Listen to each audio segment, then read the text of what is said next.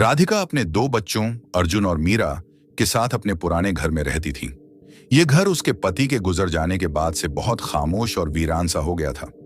हालांकि बच्चों की हंसी ने कभी कभी इस घर को फिर से जिंदा कर दिया था, लेकिन राधिका के दिल में एक गहरी उदासी हमेशा बनी रहती थी। रात के लगभग 11 बजे थे और बच्चे अपने अपने कमरे में सो चुके थे। राधिका किचन में बैठी हुई चाय की चुस्कियों के साथ अपने पति की पुरानी तस्वीर देख रही थी। अचानक उसका मोबाइल फोन बजने लगा। उसने देखा कि अननोन नंबर से कॉल आ रही थी। वह थोड़ी असहज हो गई, लेकिन फिर भी फोन उठाया। हेलो, राधिका ने धीरे से कहा। राधिका, मैं हूं। दूसरी तरफ से एक बहुत ही जानी पहचानी आवाज आई। ये उसके पति की आवाज थी। राधिका के हाथ से कप गिरते गिरते बचा। उसका दिल तेजी से धड़कने लगा। ये तुम कैसे हो सकते हो?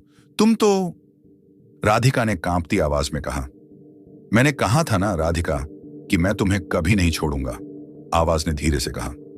क्या तुमने कभी महसूस किया कि मैं हमेशा तुम्हारे आसपास ही हूं? राधिका की आंखों में आंसू आ गए।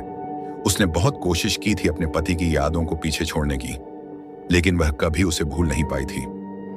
तुम कहां हो? उसने डरी हुई आवाज में पूछा। मैं हमेशा यहीं था राधिका, आवाज ने जवाब दिया, लेकिन अब मैं तुमसे कुछ और कहना चाहता हूं। मीरा को अपने पास मत सुलाना आज रात। राधिका का दिल धक से रह गया। मीरा को क्या हुआ? उसने तुरंत पूछा। बस मेरी बात मान लो, वह आवाज बोली और फिर कॉल कट गई। राधिका का दिल अब डर और चिंता से भर गया था।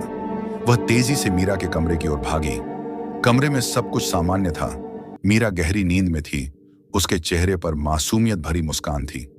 लेकिन राधिका अब उस कॉल के बाद और डर गई थी।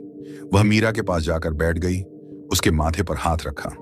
कुछ भी असामान्य नहीं लगा। वह बस सोच रही थी कि क्या वह कॉल वाकई उसके पति की थी या फिर उसका मन उसे भ्रमित कर रहा था। लेकिन फिर भी उसने मीरा को अपने पास सुलाने का फैसला किया। वह मीरा को गोद में उठाकर अपने कमरे में ले गई और उसे अपने बिस्तर पर लिटा दिया। रात के 3 बजे थे।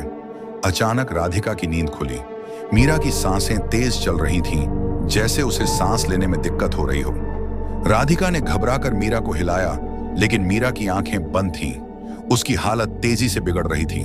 राधिका ने तुरंत डॉक्टर को फोन किया। डॉक्टर ने कहा कि वह तुरंत एम्बुलेंस भेज रहे हैं। राधिका मीरा को अपनी गोद में लेकर लगातार रो रही थी। उसे समझ नहीं आ रहा था कि अचानक यह सब कैसे हो गया। एम्बुलेंस के आने से पहले ही मीरा की सांसें थम गईं। राधिका चीखने लगी, लेकिन कुछ नहीं हो सकता था।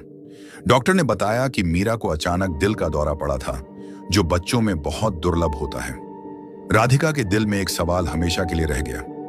अगर उसने उस कॉल की बात मानी होती और मीरा को अपने पास न सुलाया होता, तो क्या मीरा बच सकती थी? या फिर वह कॉल सिर्फ एक चेतावनी थी जिसे वह समझ नहीं पाई? वह कॉल अब भी उसके फोन में मिस्ड कॉल के रूप में पड़ी थी, जैसे एक अधूरी बात जो कभी पूरी नहीं हो पाई।